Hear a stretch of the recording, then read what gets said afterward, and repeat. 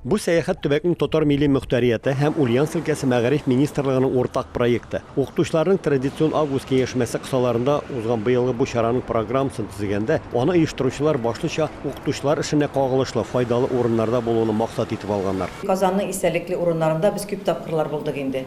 Менә татар теле укытучылары өчен без Шәриф Камал музеенда, Татар китабы йортында, милли библиотекада, милли китапханәдә булуны кулайрак санадык.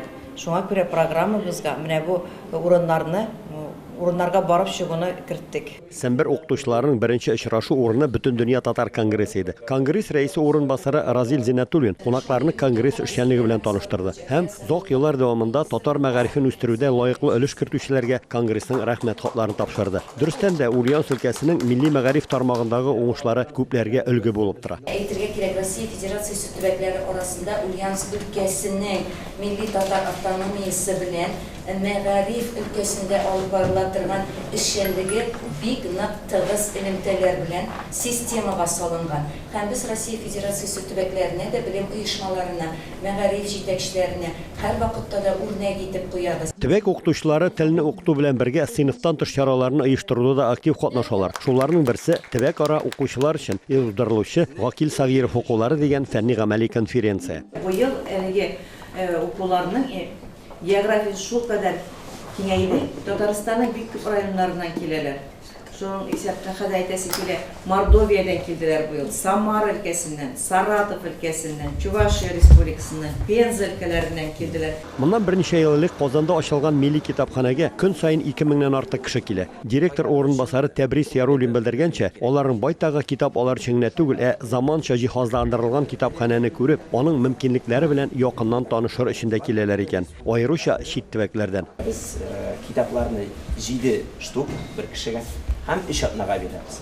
Eğer de dağın üyde kaldırığa kirek iken şaltıratıp ya bizden e-mailga yazıp, eli telegram bot var, ya telegram botka yazıp onu uzun ayıp bular. Сәмберләр китапханәгә зур күчтәнәштә алып килде. Алар Ульяновск өлкәсенең Иске Кулатка районында 90-нчы елдан артык татар телендә чыгучы һәм бер кайчан да исемен алыштырмаган күмәккеч газетасының 1950, 60, 70 һәм 80-нчы елларда чыккан төпләнмәләрен һәм Сәмбер татар язучыларының китапларын бүләк иттеләр. Мы испытываем чувство благодарности за то, что к нам приезжают со всей России и вот такие книги, самородки дарят нам.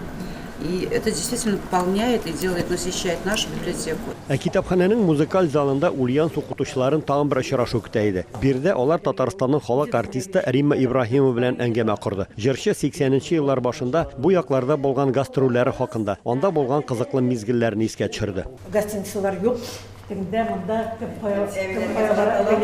әбиләргә кереп йоклыйбыз. Икенче көнне тагын атка утырып, кайчан тракторга утырып, чыгып китәбез икенче җиргә. Җырчының иҗат эшчәнлеге башланган 80-нчы елларда Иске Кулатка район газетасы аның турында саллы гына язма да бастырып чыгара. Бүген ул тарихи газетаны Римма ханымга бүләк иттеләр. Бу көнне шундый ук газетаның мәшһүр җырчыбыз Әлфия Авзаловага багышланган санын да аның кызы Зөлфиягә дә тапшырдылар. Шул Кулатканы яратып, анда гостиница бар иде, кунакхана бар иде.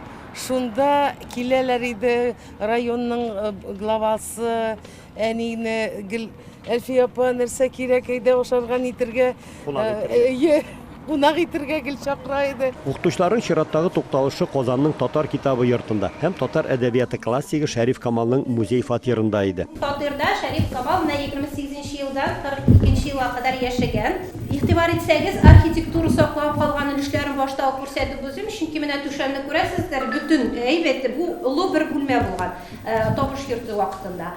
Ләкин коммуналь фатирлар чыккач, аны бүлеп куйганнар һәм Шәриф Камал бирегә күчкәндә бүлмә бүленгән булган инде. Истәлекләрдә шулай дип сакланган. Игътибар итсәгез, безнең монда матур менә мишләр, алар икәү шулай бүлмәнең ике почмагында шулай сакланган. Шәһәрнең Островский урамындагы бу борынгы 2 катлы бинада татар китабының 1000 еллык тарихы һәм кайбер язучыларның шәхси әйберләре белән дә танышырга, аларның тавышын тыңларга була. Китапханәчеләргә китап кына бирдем бит инде. Хәзер аның үзенең үзенең китапларын, үзенең комнатасындагы шәхесләрен карап, китапларны уйнаган, язган печатный книгалары, машинкаларын бөтенесен күреп, ручкаларын күреп, шуларны күрү менә Шәриф Камал белән үзе белән күрешкән кебек булды. Казанга килгән сайын без инде Тукай, Муса Җәлил, Максим Горький музейларында була идек. Ә менә бу юлы инде программа безнең шундый эчтәлекле итеп төзелгән. Менә без бүген татар теле укытучылары Шәриф Камал музеенда булдык. Менә шу музейда булган вакытта инде без үзебезнең шу шырга алып кайткан шикелле булды. Укучыларыбызга инде җиткәргә без күп материаллар тупладык. Күп материал үземә алып киттем. Фото рәсемнәргә төшердем. Укучыларыма бик кызыклы материаллар үзем өчен тупладым. Казанга сәяхәт барышында укытучылар дөнья татарлары баш каласының башка истәлекле урыннарында да булырга өлгерделәр. Сүз дә юк. 1000 еллык тарихы булган каланы һич кенә дә бер көндә генә карап чыгып булмый шул. Шуңа күрә кышкы каникулларда кабат килергә сүз куештылар. Казаннан һәм Ульяновскидан Рамис Сафин, Әхмәт Мөдәрисов, Татарлар.